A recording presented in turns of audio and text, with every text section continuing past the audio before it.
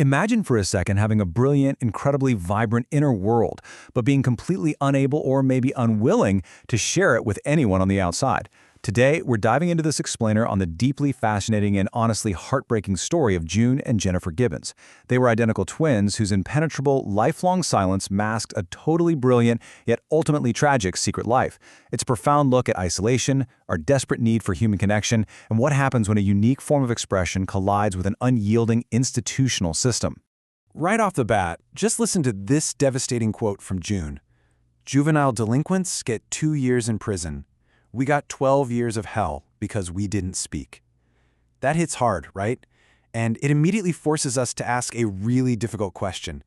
How on earth do two young girls, whose primary offense against society was simply refusing to open their mouths, end up serving a massive, indefinite sentence in a high-security psychiatric hospital?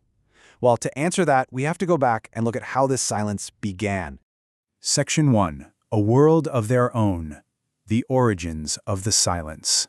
So June and Jennifer were born back in 1963 in Yemen to Barbadian immigrants Gloria and Aubrey Gibbons, part of the Windrush generation. The family eventually settled down in Haverfordwest, Wales in 1974. And it was here that administrators decided to slap a medical label onto the girls. They called it idioglossia, or cryptophagia, which is basically a fancy way of saying a mysterious, invented twin language. But the reality, it was way less supernatural.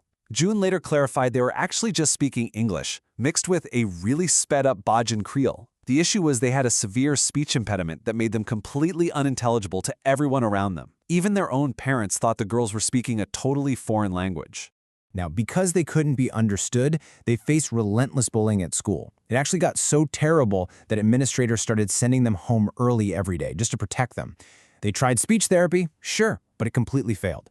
The girls were just too terrified of being misunderstood to speak out loud, so professionals tried what they thought was a drastic but necessary step, forcing them out of their shell by sending them to separate boarding schools. But wow, did that backfire. Parted from one another, the twins became completely catatonic. Once they were finally reunited, they completely withdrew from the world, refusing to read, write, or speak to anyone, except each other and their younger sister, Rose. Section 2. The Bedroom Authors. Let's look into their vibrant inner lives. Following a pretty remarkable shift where they essentially retreated to their bedroom, they got a pair of diaries for Christmas in 1979. This is where the contrast gets wild. Outwardly, society just saw two mute, impassive, catatonic girls who completely refused to engage. But inwardly, behind that locked bedroom door, they were secretly cultivating an explosive, vibrant, creative life together. They were filling up diaries, recording these elaborate soap opera-style plays on tape for their sister, and even taking mail-order creative writing courses. They were highly observant and fiercely imaginative. Get this, they actually pulled their unemployment benefits to get their own work vanity published. And just look at the incredibly dark, mature themes they were exploring. June wrote The Pepsi-Cola Addict, which was set in a Malibu reformatory. Jennifer wrote The Pugilist, this wildly imaginative story about a doctor who kills a dog for a heart transplant only for the dog's spirit to seek revenge. I mean, no way, right? Jennifer also wrote a novel called Discomania, all about a disco that incites its patrons to insane violence. Their fiction put on full display a brilliant, though definitely dark, obsession with strange, transgressive, and criminal behavior. Section 3. Rebellion and Broadmoor. The Cost of Silence. Unfortunately, those dark themes from their fiction soon started bleeding out into the real world. During their late teenage years, all that intense isolation began to curdle, and the twins started experimenting with drugs and alcohol. Take a look at this timeline. Just a couple of years after starting their diaries, the rebellion hit a peak in 1981. The girls went on a spree of vandalism, petty theft, and arson. While waiting for their trial, they were assessed by a psychiatrist, and that led to a totally shocking sentence in 1982, indefinite detention under the Mental Health Act at Broadmoor Hospital. 11 years. They spent 11 devastating years locked inside Broadmoor. Now keep in mind, this was a high-security mental health hospital meant for some of the country's absolute most dangerous offenders. They were put on high doses of antipsychotic medications, and they completely lost their ability to concentrate. Jennifer even developed tardive dyskinesia, which is a neurological disorder that causes involuntary repetitive movements. While they did manage to join the hospital choir and pick up their diaries again when their meds were eventually adjusted, that fierce, brilliant spark for creative writing, it was effectively destroyed by their confinement. Now, their tragic incarceration might have stayed completely hidden from the public if not for journalist Marjorie Wallace. She wrote about the girls for the Sunday Times and eventually published the definitive 1986 book, The Silent Twins. Wallace brought a much-needed empathetic lens to their horrific situation, really shining a light on a systemic neglect where the girls just felt completely and utterly trapped. June actually noted later on that she even went so far as to write to the Queen begging for a pardon, but nothing happened. They were just stuck. Section 4. The Ultimate Sacrifice, a Fatal Agreement. This is where the story gets chilling.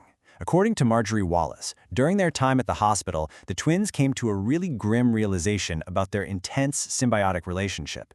They actually formed a long-standing pact. If one twin died, the other must begin to speak and live a normal life. Ultimately, Jennifer agreed to sacrifice her life. In March 1993, just as they were finally being transferred out of Broadmoor to the lower security Caswell Clinic in Wales, Jennifer couldn't be roused. She died soon after at the hospital. When speaking to Wallace a few days later, June's reaction was haunting. She said, "I'm free at last, liberated, and at last Jennifer has given up her life for me." June described the whole event like a tsunami that washed away her sins and finally set her free to speak and live independently. The medical reality of Jennifer's death is just a profound mystery. The inquest revealed the cause of death was acute myocarditis, basically a sudden inflammation of the heart. There was absolutely zero evidence of drugs or poison in her system, nothing. Yet June had actually mentioned that Jennifer had been acting strangely for a full day before their release, slurring her speech and telling June she was dying. Without any signs of foul play, it perfectly and tragically fulfilled their fatal agreement. Section 5. Legacy of the Silent Twins, Their Cultural Impact and Systemic Failure. So, following Jennifer's death, June did actually begin to speak to other people. She even gave interviews to major publications. Today, she's no longer monitored by psychiatric services, and she lives a quiet, independent life in Wales, trying her best to put the past behind her. But the incredible tragedy of their story continues to echo. As you can see, their lives have left a massive footprint across our media landscape.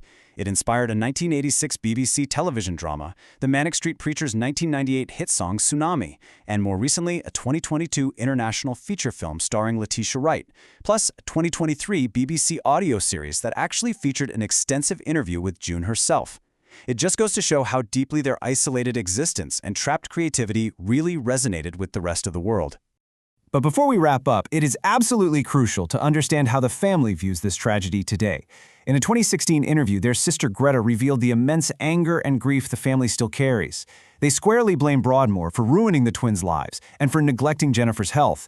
It highlights a massive institutional failure. Think about it. A system that met a trauma-induced speech impediment in two severely bullied young girls with high-security punishment and heavy antipsychotics? When we look back at the raw, unfiltered creativity pouring out of their diaries and their self-published novels, we're really left with a haunting reflection to take away from this explainer. What masterpieces might the Silent Twins have created if society had simply chosen to understand their voices rather than locking them away? It is a heartbreaking loss of brilliance, all because the world refused to listen.